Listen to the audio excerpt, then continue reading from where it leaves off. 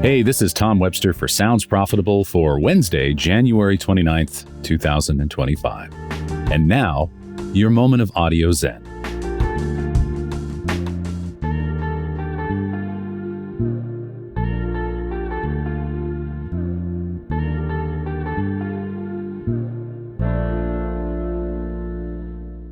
Today, I'm going to take a look at Edison Research's latest share of ear data and talk about what decreased overall audio listening, combined with podcasting's real estate increasing, means for the industry going forward.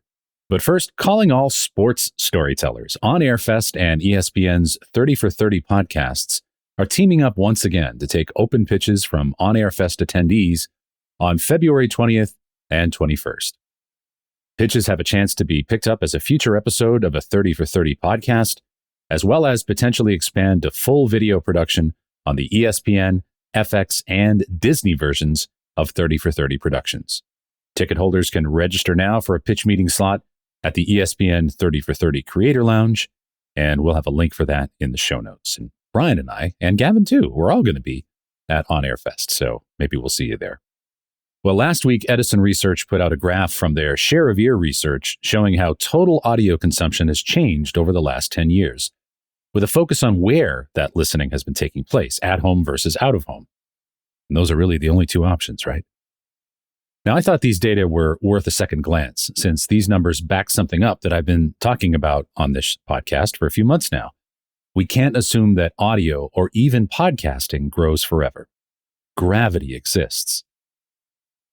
Edison's data was a listing of the minutes per day in a typical day for people listening to audio, all forms of audio at home and in all other places. And we've got a link to that in the show notes. You can see after a large increase in at-home listening during the pandemic, it seems to have leveled back to where it was. Edison's conclusion, and I quote, "Though it was perfectly reasonable to wonder whether the pandemic had permanently supercharged our audio habits, the location differential finally started to show signs of cracking throughout 2023. And now as the dust settles on 2024, what we see in its wake is a return to normalcy in one way, audio consumption." Well, clearly this is true, but normalcy does not equal stasis. Specifically, what was normal from 2015 to 2019 was not a rising or even flat trajectory for audio in general. What was normal was a slow, steady decline in the total minutes of daily audio consumption for Americans. If you add up those numbers, you see back in 2015, the total audio consumption was 254 minutes. Right before the pandemic, it had shrunk to 230. The pandemic goosed it a little bit, but back in 2024, it had settled back to 234. Now, it can be hard to process numbers like that, so I engaged in a little regression. It turns out I was a pirate in the 14th century, and I committed many, many crimes. I also engaged in some linear regression so that we could make out a trend line from these data. And sure enough, there is a declining trend. While the crazy COVID-fueled surge in at-home listening seems to have finally rinsed out, what passes for normalcy now is not the 254 minutes of 2015, but the just prior to COVID 230 minutes of 2019. The peak of 254 minutes per day of audio consumption in 2015 has gradually eroded to 234 minutes in 2024, which is a decline of about 8%. But here's where it gets interesting for podcasters. During this same period, podcast listening in both share and total minutes has actually increased. Now, this means something that should be obvious but isn't often discussed. The decline in total audio consumption has come entirely at the expense of other audio sources, particularly AM/FM radio. While radio remains the largest slice of the audio pie, that pie is shrinking, and radio's slice is getting smaller faster than the pie itself is shrinking. This is what we call, in technical terms, a double whammy, which is something I think I learned in business school.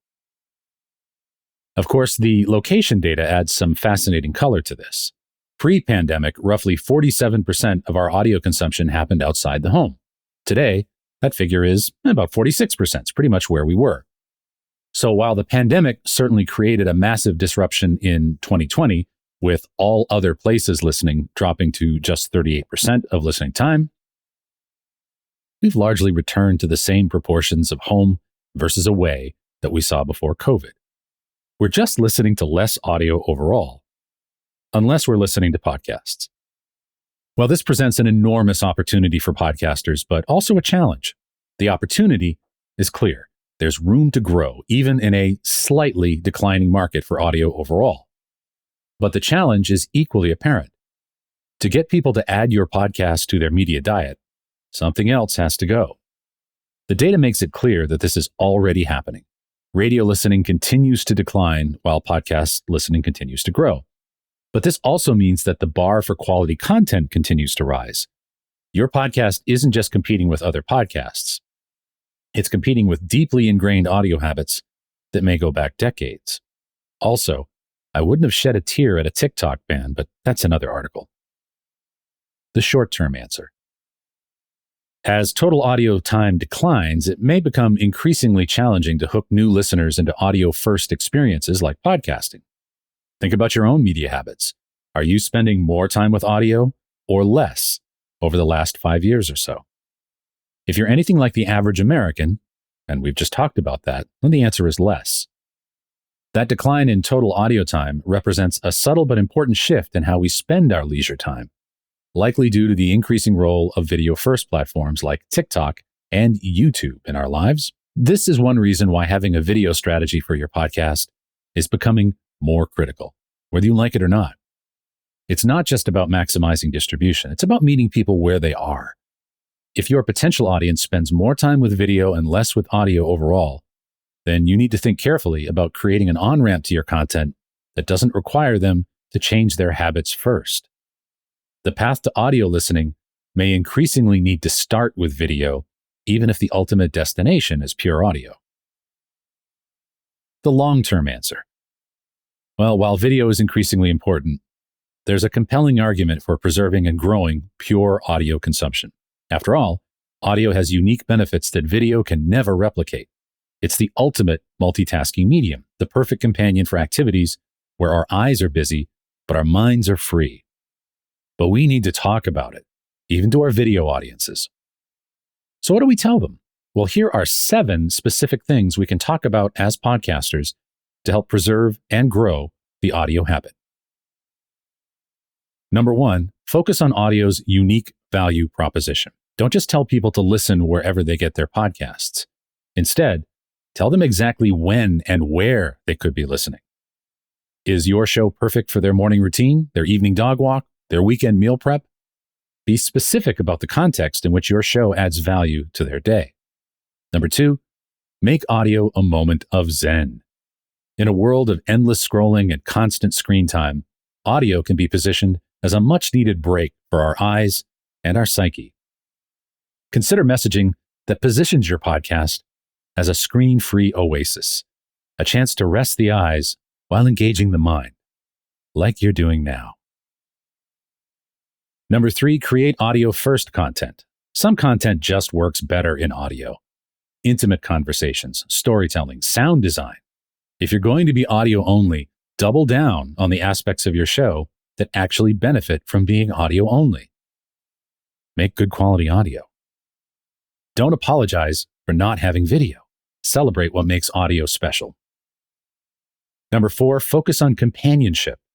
Audio creates a kind of parasocial relationship that video often can't match. When someone is in your ears while they're doing other things, you become a companion in a way that's different from being a face on a screen demanding attention. Make this explicit in how you talk about your show. Number 5, consider your episode length.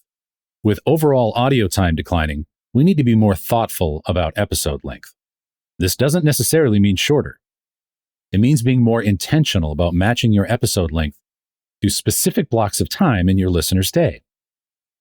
A 45-minute show that perfectly matches someone's commute will get more listens than a 30-minute show that leaves them hanging or a 60-minute show that they never finish.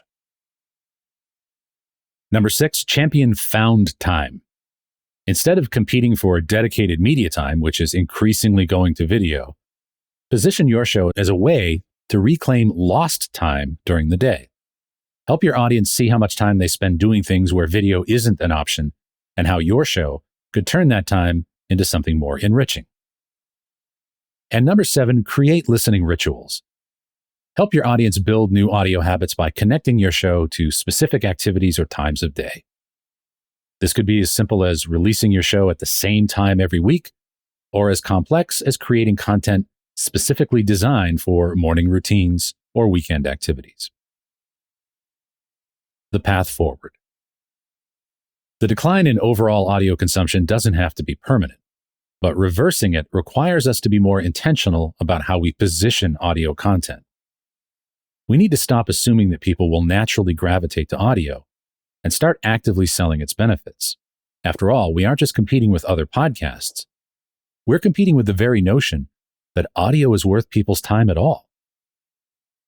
That's a battle worth fighting. Because in a world increasingly dominated by screens, audio offers something unique and valuable: the ability to enrich our lives while our eyes and hands are busy elsewhere. That's not just a feature, it's a superpower, and it's up to us to help our audience rediscover it. So think about that the next time you sit down to plan your next episode. You aren't just competing for attention within podcasting. You're competing for a slice of those 234 minutes and battling for even more. So make them count. Now back to sleep, where I'm a pirate again. Thanks again for listening to this podcast, and now your moment of audio zen. For Sounds Profitable, I'm Tom Webster, and I'll be back next week.